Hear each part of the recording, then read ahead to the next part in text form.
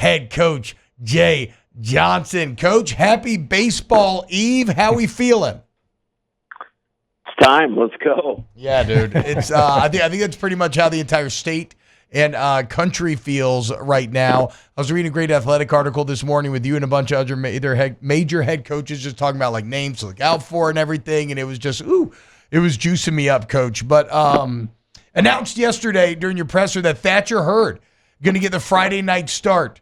I know you answered it there, but so I apologize. But for our audience, what went into Hurd earning that first crack at it? Yeah, I think several things. I think the way he finished last year, I mean, he threw 12 innings in Omaha and gave up 3 runs against the number 1 and number 2 teams in the country. I think if you look at the regional appearance against Oregon State, that's about as good a game as anybody pitched last year, maybe outside of Paul Skeens. The 12 strikeouts in that rain delay game, 100 pitches. And then if you back up from there, he had a great start against South Carolina, who's another super regional team. And then if you back up from there, great outing at Georgia. So I felt like he finished the year as a pitcher you would want to lead with. And then I thought he improved. I thought he did a great job with his body. I think that he did an excellent job in the off season as far as, continuing to build strength. He's very talented and he takes his craft very seriously. So, a lot of that, he was pretty consistent with his performance. Had a little bit of a hiccup last week, but if you give me 8 times to see the same guy, I'm going to figure him out for our hitters eventually, and we finally did. So excited to get him back on our side. And not to belabor the Hurd point here, Coach, but it was such an interesting kind of a character arc for him last year, where he comes in with all the expectation in the world, and then the initial struggles kind of led us on the outside to just completely writing him off, right? Like, he's just not going to get it. He's not going to figure it out. It is what it is. Did y'all, you talk about improving over the offseason. Did what clicked last year? Is there anything that's like visceral or very easy to see in terms of what eventually got it going that you could then try to build on over this offseason? Yeah, I think, he had very good control of himself at the end of last year. And, to pitch on Friday at any point, you have to have that. I always feel like as a closer or the Friday starter, you have to be in control of yourself. And that's what I saw. And I think we have several guys that have that quality. So we'll start out with Thatcher, on Friday. And I am excited to get him out there. I think, he pitched in the most important game on the schedule in college baseball and handled himself like a champ. And maybe even more importantly, after a little bit of adversity with a 2-run homer in the first inning. And so this team, it's going to be all about, maturing and growing. And I think he's in a good position right now and really excited that he's back for a second year. Coach, obviously you go into opening weekend with a plan of who's going to be starters and what the rotation is going to look like. But obviously with a team like you have, it has that many talented players, like you want to get a look at multiple players. So what are those conversations like with your assistant coaches, like when to maybe pinch hit somebody or bring somebody out of the bullpen, because maybe the game situation doesn't dictate it, but you're like, hey, I want to see how this player handles the pressure here in opening weekend? Yeah, there's some of that. I think I try to keep it simple of like, what do we need to do to win the game today? Yeah. And that's been a good formula. And then, have a little bigger picture scope of maybe where we're headed and try to accomplish a little bit of that while you're just winning the game. I think on the outside, you wouldn't look at it any differently, but baseball games are much different than football and basketball and in the non-conference schedule. All it takes is, a pitcher to throw a great game or them to make a couple of unbelievable defensive plays, or you hit the ball hard right at people a few times, and next thing you know, you're in a tough ball game. And something I've always prided myself on is trying to play well in games that we should, whatever that means, and just focus on the play. I will look to opportunities to find things out, because one of the best parts of the last 3 weeks is some really good young players that are different players than they were in the fall. I pride myself on putting a good development structure for them. So there's a few more guys we would like to see. So we'll take it game by game and try to master that, win every game you can with trying to find out what your best team is and get guys opportunities. So I'll be looking to do that, but not overthink it at the same time, if that makes sense. Well, and so Jake kind of asked from the coach's perspective, what's your message to the team at this point, right? Where you're exiting, you go through the entire offseason, season's about to begin. You're going to have some guys that maybe thought, that they would be penciled in as a starter, or some guys who thought that, okay, I'm going to get this, and now maybe they're not. What is the message? Is it something like, look, we're still figuring this thing out. You just worry about you, go try to do whatever you can, and then it'll everything will happen the way that it happens. What's your message to them in terms of not getting discouraged exiting this offseason? Well, it's communication. So there's a message to the team, which is, this is the time of the year where, our deal of I will always place the needs of the team above my own. That's not a saying here. Mm-hmm. That's how we roll. So you start there. Secondly, it's communication. I met with everybody on the team for 5 minutes this week of just this is where we're at today. And that means this is where we're at today. Saturday, literally Saturday could be something completely different. And there will be, some things that are different. And so I think it's just communication. And we have, good player leadership.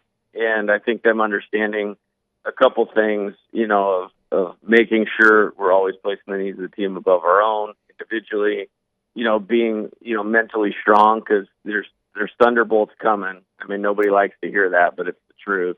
And how you handle those individually and collectively and respond to them, that's going to dictate, your success or failure. And so mindset every day, and being a good teammate is part of that. And then being ready for your opportunity, because the emotional response is oh, I'm not in there, poor me, or I listen to somebody on the outside. Well, two things are happening. Number one, you're not ready when your opportunity comes because you're focused on the wrong things. And then you're kind of disrespecting the players that happen to be in there that day. Mm-hmm. And I don't subscribe to that. Does it help in that now that I'm hearing you talk about this, having guys like Milazzo and Travinsky, I mean, guys that would have been in this exact position last year, kind of watching a young guy come up, all of a sudden they're losing some reps, but eventually those season, like you said, adversity, rubber bands back to them and they were ready. Does it help having upperclassmen able to kind of sell that message to the players? 100%.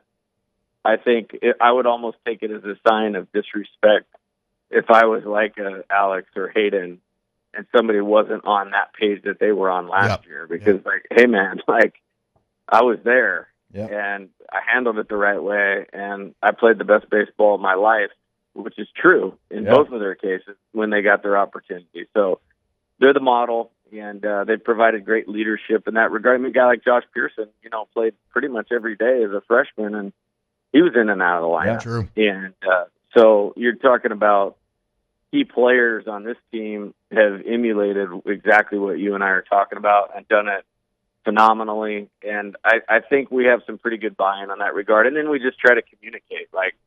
There's 4 freshmen that played outstanding baseball these last 3 weeks that I couldn't be more excited about. But it doesn't mean they're running out there tomorrow. You know what I mean? That's LSU baseball, Alabama football. There's a part of that where, you develop into an everyday player here.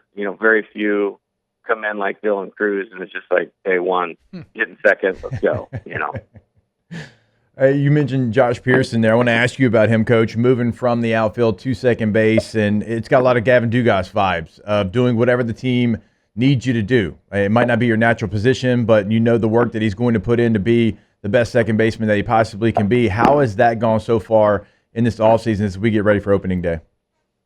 Yeah, it's going great. Really proud of Josh. He's a good worker.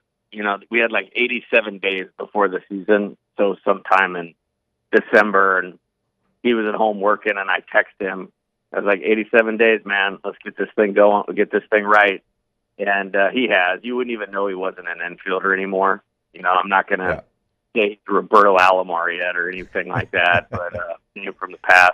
But he's really done a good job. And again, another guy that provides a great example of what being the right type of player in our program looks like. Do all the Pearson brothers just practice baseball together? Do you think they just all get out there? Just it seems like there's been so many family. of them. Yeah, great family. Ton of respect for his mom and dad, and it's easy to see why the boys are the way that they are: hardworking, tough-minded, team first, and happy to have Josh here and excited to have his brother John next year. Roberto Alomar dropped too. That's well done, Coach. I hadn't heard that name in a long time. Another good family, right? Yeah, Sandy Alomar. Yeah, Dad, Pops was good too. There you go, Coach. Last one for me here. What's your main goal? Just kind of bird's eye view for this weekend that you want to see out of the team, whether it's a weakness or just a goal. What are you mainly looking for over the next couple of days? Yeah, for me, everything comes back to mindset and being under control. We've talked about this literally every year. Opening day, everybody's excited. What's your first mental test of dealing with those emotions and focusing on your job? It's one of those things, around the country, opening day, everybody's trying to do too much. So why don't we be the team that's not like that and solid in our mental game? I can remember last year's opening day vividly. I mean, obviously you got Paul out there throwing bullets, so that helps everybody settle into the game. But true. It was 3-0 in the 6th inning. And it wasn't like we were steamrolling Western Michigan, but I felt like we were in control of ourselves. So much so Tommy White gets hurt. Hey, no problem. Plug somebody in. We play solid baseball. Ends up being 10-0. And I remember feeling okay, that's obviously outside of Paul just throwing darts, obviously, but this is a sustainable model to winning. And it was because, the team played in character. And I remember the first year here, you had Dylan Cruz, Trey Morgan, and I think it was Jacob Berry go up there in the first inning, and they're swinging at everything. It's that message didn't go through too well. But then by the 5th inning, we were fine. So really just, it's about the play. It's nothing more complicated than it's about to play and just getting them in the right mindset for that. Coach, I want to ask you real quick about Mac Bingham, somebody that you probably remember going to Torrey Pines High School there in San Diego and recruiting, and then certainly his time in Arizona when y'all were together, and to see him in an LSU uniform. What has it been like now kind of, getting back familiar with Mac and seeing him now at the school that you've been at for a couple of years? Yeah, it fires me up. He's a great kid. Just as I explained with Josh, he's exactly what I want our players to be as far as people. And he's a good player. He knows who he is as a player. And, he had a kind of an up and down fall a little bit, but he's been on a tear since we've been back. I think it's 4 or 5 homers since we've been back. And really swinging the bat well, playing a great left field, knows our system. So it's like adding a guy like Josh or Hayden or Tommy who's now been in it. Yeah. It's like adding another player like that. So very thankful that, he put off pro baseball and chose to come here. And I think our fans are going to like the way he plays. Coach Jay Johnson, could not be more excited for tomorrow. Opening day, Fan Fest starting at 11 a.m. OTB will be out there in the morning live from the box. Game starts at 2. Should be an absolutely beautiful weekend in the box. Coach, thank you so much, man.